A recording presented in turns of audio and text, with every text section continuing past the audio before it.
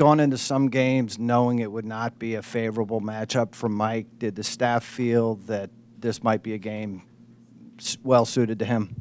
You know, Mike's been practicing hard, and this is just, I think, the testament to his efforts during the last week of practice. You know, this is a very good team. Obviously, it's just another one of those that I feel were part of that tough non-conference schedule that Coach wanted for this team this year. Then we'll go to Doug and then Jerry. Okay. We were discussing this prior to your entry, and that apparently Malcolm came back in the second half, in the first half with 2 fouls against West Virginia. A little worried worried at all with Parante's out for the last 14 minutes of the first half? We were not, honestly. I think that our bench is pretty deep, and obviously Marielle gave us a great lift today, and our guards are pretty complete that way. I think that we can survive a guy getting in foul trouble. London is obviously a special guy on the floor as far as keeping our team playing the game the right way, and I think that his teammates answered very well today in his absence in the first half. We'll go Jerry and then Whitey. Ron, what were your major concerns about Oakland coming in, and how did you feel like you addressed that? You know, obviously Felder's a special player. I mean, he's averaging 30 points for a reason. He was our main concern. I think as a unit, we did a great job from Marielle to Malcolm, London at the beginning of the game before he picked up those fouls. And, I mean, he still had 30, but he had to earn every basket there. You know, we wanted to take advantage of our size on the interior, and I think we did a good job of that tonight.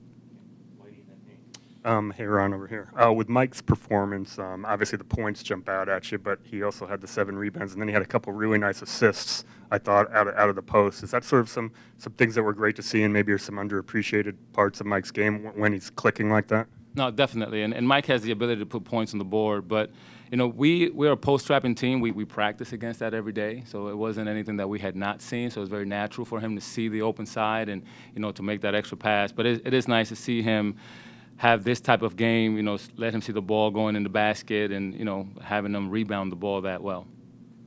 Ron, what do you think you guys did so much better at the start of the second half?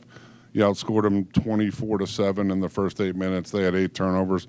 Was it a combination of offense feeding defense and vice versa, or just kind of what was the focus that made that possible? You know, our offense and our defense works together, and I think that when we moved the ball from the top to the side and kind of made them play defense first and then took advantage of our size in the interior, I think that was the difference. You know, we didn't turn the ball over, so we didn't give up any easy baskets, and that way we didn't give up any transition baskets. In the first half, I think we were kind of half speed and getting back and contesting 3-point shots, and they hit a couple. So I think in the second half we did a much, much better job of taking advantage of the interior play and getting back in transition D. What are just your overall thoughts on this game, you know, with a win heading into ACC play and seeing all the action from the bench again tonight? How beneficial is that? Oh, it's great. When you get guys that don't get many minutes, you know, but you know you're going to need them at some point during the season, it's great to have them on the floor against a team like this, because that is a very good basketball team. And to see Evan give us some minutes, Marielle give us a few more minutes, that's going to help us prepare as we go into ACC play.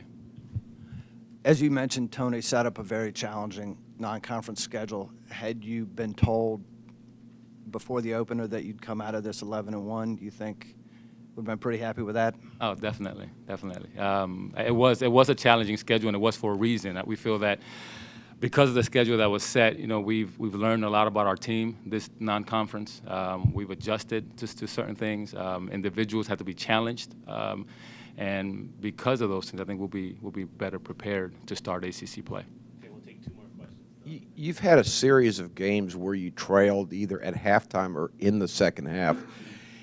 Do you think that helped you today, knowing that you had done that previously, or are you worried that, you know, it's taken you longer than hoped for to get started in some of these games? Basketball is 40 minutes. You know, we've had games in the past where we trailed at halftime. We had to make adjustment, and that's going to be throughout the entire season for us. We're not a knockout team. You know, we're going to have to learn from our first halves and hopefully make the right adjustments for the second half, and you know, continue to play selfless basketball and to kind of take care of the ball. But the first 20 minutes, it is what it is. The second 20 is kind of where we have to figure out what we need to do to improve and hopefully get the W's. You talked about Felder scoring a little bit. He came in averaging 9 assists. He only had 3. How important was it to kind of keep his playmaking skills out of the equation too and hold the other scoring down? It was, in particular the kid Hooper, who I don't think he's taken a 2-point basket this year. So when Felder gets in the paint and he can fan it out to him and he can hit open shots, that's a big part of their offense. So I think we did a really good job today of contesting shots and keeping him in front.